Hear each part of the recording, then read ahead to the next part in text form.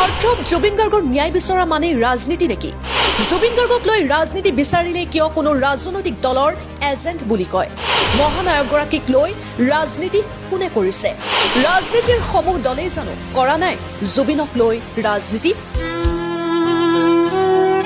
প্ৰতিগৰাকী অসমীয়াৰ হৃদয়ত বাস কৰা এজন বিশেষ ব্যক্তি জুবিন গাৰ্গ। জুবিনক বেয়া পোৱা মানুহ কোনো নাছিল। তেওঁৰ মৃত্যুত জীৱিত কালত তেওঁক যিবোৰে সমালোচনা কৰিছিল সেই প্ৰত্যেকগৰাকী ব্যক্তিৰ চকুটো নিগৰিছিল চকুলো। উদং যেন হৈ পৰিছিল অন্তৰখন। আনকি ৰাজনৈতিক দলসমূহৰ নেতা কৰ্মী মন্ত্ৰী বিধায়ক সকলোৰে মনত এটা সহিব নোৱাৰা দুখৰ প্ৰভাৱ পৰিছিল। আৰু জুবিন অনুৰাগী প্ৰতিগৰাকী অসমীয়াৰ কি অৱস্থা হৈছিল যুগনায়কগৰাকীক হঠাতে হেৰুৱাই সেয়া আজি বিশ্ববাসী জ্ঞাত। জুবিনৰ মৃত্যু যে স্বাভাৱিক নাছিল সেয়া অসমবাসীৰ মাজলৈ আহিল। আৰু তাৰ পিছতে প্ৰাণৰ শিল্পীগৰাকীৰ ন্যায় বিচাৰি সমগ্ৰ অসম কঁপি উঠিল।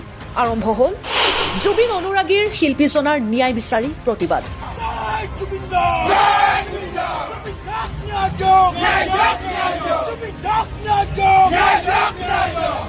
ডিজিটেল মিডিয়াতো আজিও জুবিন গাৰ্গৰ ন্যায় বিচাৰি অব্যাহত আছে প্ৰতিবাদ।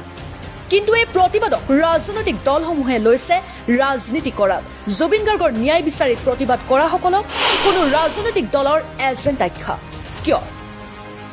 প্ৰাণৰ প্ৰাণ শিল্পীগৰাকীৰ এতিয়া মৃত্যুৰ ন্যায় বিচাৰিলে প্ৰতিবাদকাৰীসকলক কিয় কোনো ৰাজনৈতিক দলৰ হৈ কৰা বুলি কয়? জুবিন গাৰ্গ যাৰ নামেই হয় অসমীয়াৰ, অসমবাসীৰ পৰিচয়, তেনেস্থলত শিল্পীজনাৰ মৃত্যুৰ ন্যায়ক কিয় টানিছে ৰাজনৈতিক দলসমূহে? জুবিন গাৰ্গ এনেকুৱা এগৰাকী ব্যক্তি যিগৰাকী ব্যক্তিয়ে বাস কৰা নাই কাৰ অন্তৰত।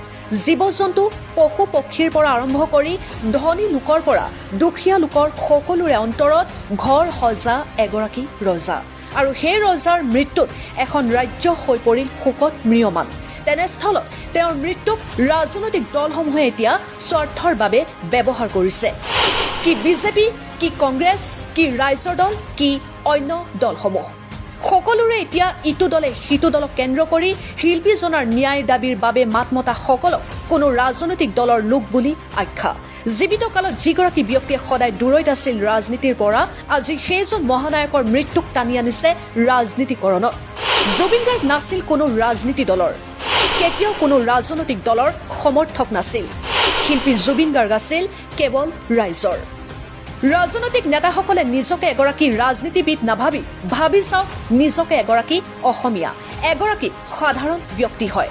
তেতিয়া জুবিনৰ মৃত্যুৰ যি জুই আপোনালোকৰ অন্তৰত হৈ আছে সেয়া